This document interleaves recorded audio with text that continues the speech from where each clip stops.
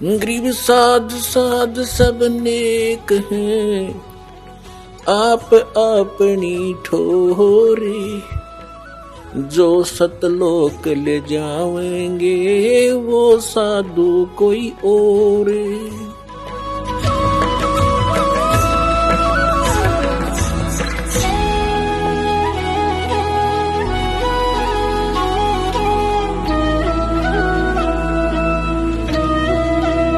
अपने आत्माओं,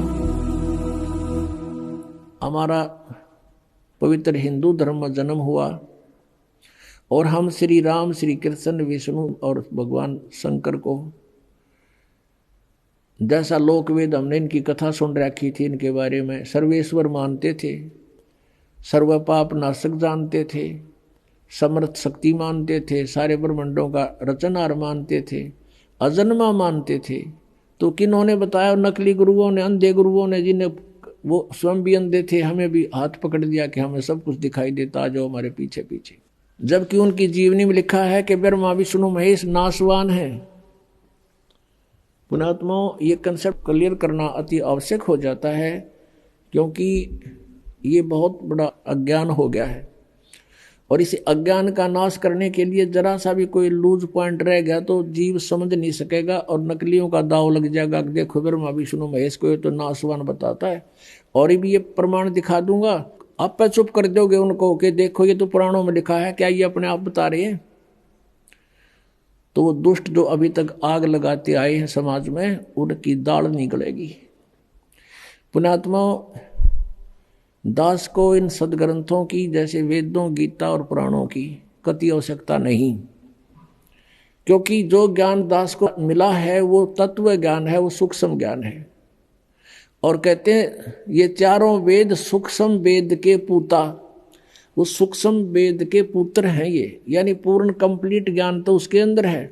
बाकी वेदों में इनकम्प्लीट नॉलेज है बिल्कुल सही जितना लिखा है, लेकिन अधूरा है। जैसे मैट्रिक का सिलेबस होता है वो गलत नहीं होता, लेकिन वो MA BA PhD का नहीं होता, और PhD MA वाले में नीचे का भी सारा ही कुछ होता है। लेकिन ये सदग्रंथ आपके लिए रखता है ये दास। ये मेरी लालटन है अंधे वाली। एक अंधा व्यक्ति रात्रि के समय चला जा रहा था खेतों में, जंगल में। आगे से बच्चे आ रहे थे शोर मचाते हुए, उछल कूद करते हुए। उस अंधे सूरदास ने कहा, बच्चा देखना देखना भाई, मैं अंधा हूं, ध्यान से चलना बेटा। और लालटन ले रखी हाथ में जगती हुई। उन्होंने पूछा कि बाबा सचमुच आप अंधे हो? वो चारों तरफ घूम गए, हाँ बेटा मैं अंधा हूं। फिर लैंप किस लिए ले रखा आपने?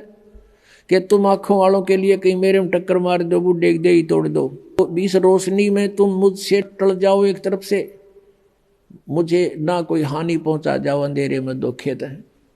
इसलिए ये लालटेन आपके लिए रखिए बेटा, आंखों वालों के लिए। तो ये जो सदग्रंथ दास दिखाता, ये मेरी लालटेन है, लैंप है ये, ताकि आपको कोई भ्रमित ना कर दे कि रामपाल तो झूठ बोल रहा है और ब्रह्मा विष्णु महेश की इंसल्ट करता है। दास तो केवल सदग्रंथों को आपके रूबरू करता है, उनको पढ़ कर सुनाता है, अपनी तरफ से एक शब्द नहीं बोलता। आउट ऑफ सिलेबस दास एक अक्षर भी नहीं बोलता कभी, और वो सारा आउट ऑफ सिलेबस पढ़ा के हमने वो अच्छे लग गए। वो अच्छे क्यों लग रहे हैं? क्योंकि हमें खुद ज्ञान नहीं, अब स्वयं ज्ञान हो गया तो फिर वो आप पे फ्यूज हो जाएंगे वो नकली। तो यह थोड़ा सा दिखाते हैं आपको कि ब्रह्मा विष्णु महेश अजर अमर नहीं है, ये नाशवान है। श्रीमद देवी भागवत गीता प्रेस गोरखपुर से प्रकाशित है। ये संपादक हैं हनुमान प्रसाद पोदार चिमन लाल गोस्वामी, और ये गीता प्रेस गोरखपुर से प्रकाशित है।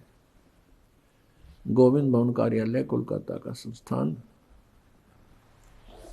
इसके 123 पृष्ठ पर ये चंद पंक्ति हैं, ये बहुत सा काम हमारा हल कर देंगे।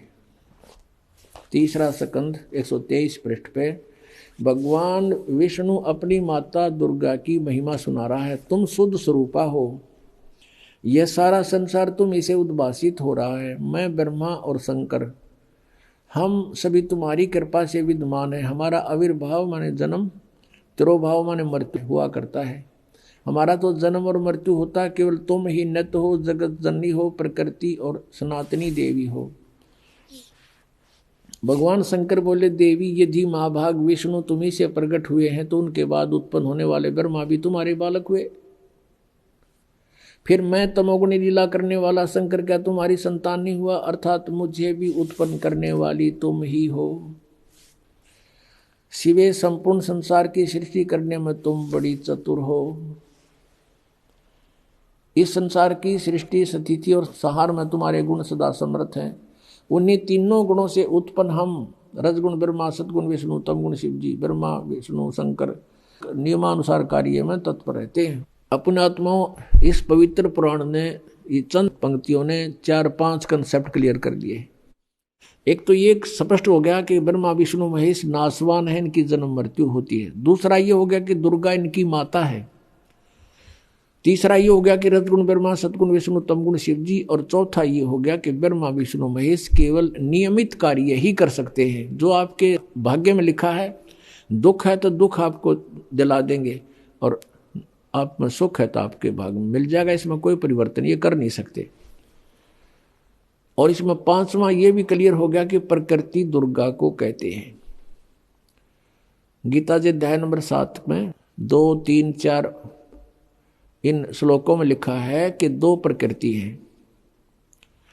एक तो ये 5 तत्व, और फिर ये मन, अहंकार, बुद्धि आदि, ये 8 मिलाकर एक प्रकृति। ये तो जड़ प्रकृति है। एक ये दुर्गा है, चेतन प्रकृति। तो कहने का भाव ये है कि परमात्मा पहले यही बताया करते थे कि ये नासवान है, इनकी पूजा से कोई लाभ आपको नहीं होगा। ये भी जन्म मृत्यु के रोग से ग्रस्त हैं। अब इनका कैसे जन्म मृत्यु होता है? ब्रह्मा जी की आयु कैलकुलेट करते हैं। ब्रह्मा जी का एक दिन 1000 चतुर्युग का होता है। इतनी ही रात्रि होती है। एक चतुर्युग में कितना समय होता है, कितने वर्ष होते हैं? हमारे 43,20,000 वर्ष होते हैं। सतयुग, त्रेता, द्वापर, कलयुग। अब जैसे कलयुग का जो समय है 4,64,000, तो इससे दुगना है द्वापर का, 3 गुना त्रेता का, और 4 गुना इससे सतयुग का समय है। तो कुल मिलाकर ये 43,20,000 वर्ष बन जाते हैं। और ऐसे 1000 चतुर्युग का दिन, इतनी रात्रि, और 30 दिन रात का 1 महीना, और 12 महीने का 1 वर्ष, ऐसे बना हुआ। ऐसे 100 वर्ष की आयु है ब्रह्मा जी की। इससे 7 गुना अधिक है विष्णु जी की, यानी 700 वर्ष।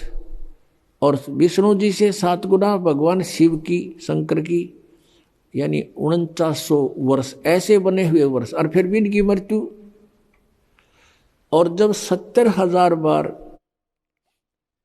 ये शिव मर लेगा, शिव जो ब्रह्मा से 49 गुना ज्यादा आयु रखता है, 70,000 बार ये मर लेगा, 70,000 बार, तब एक ब्रह्मांड का विनाश होगा।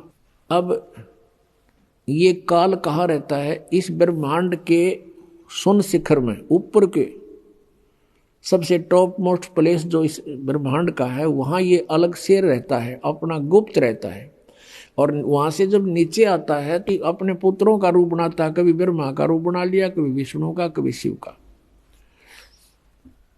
तो यह वहां रहता है। जब 70,000 बार यु त्रिलोक की शिव मर लेगा, तमोगुण शिव, तब एक ब्रह्मांड का विनाश होगा। और ये ब्रह्म, इस ब्रह्म को सरपुरुष भी कहते हैं। सरपुरुष, सरब्रह्म। गीता जी अध्याय नंबर 15 के श्लोक नंबर 16 में सरपुरुष और अक्षर पुरुष, ये 2 प्रभु बताए, 2 स्वामी।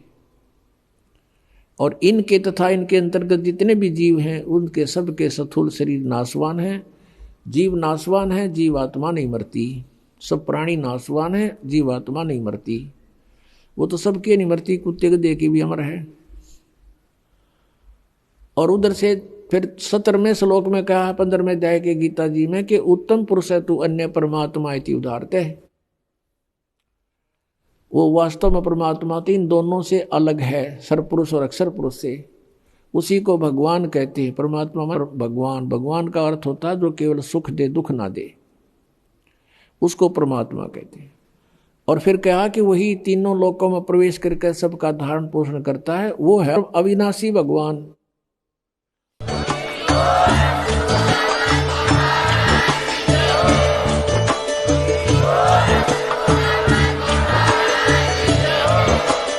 आप सुन रहे थे जगत गुरु तत्वदर्शी संत रामपाल जी महाराज जी के मंगल प्रवचन। अधिक जानकारी के लिए विजिट कीजिए हमारी वेबसाइट www.jagatgururampalji.org। संत रामपाल जी महाराज जी के शुभ आशीर्वाद से पूरे विश्व भर में 500 से भी ज्यादा नाम दीक्षा केंद्र हैं, जिन पर संत रामपाल जी महाराज जी द्वारा ऑनलाइन निशुल्क नाम दीक्षा दी जा रही है। अपने नजदीकी नाम दीक्षा केंद्र का पता करने के लिए संपर्क करें 8222880541।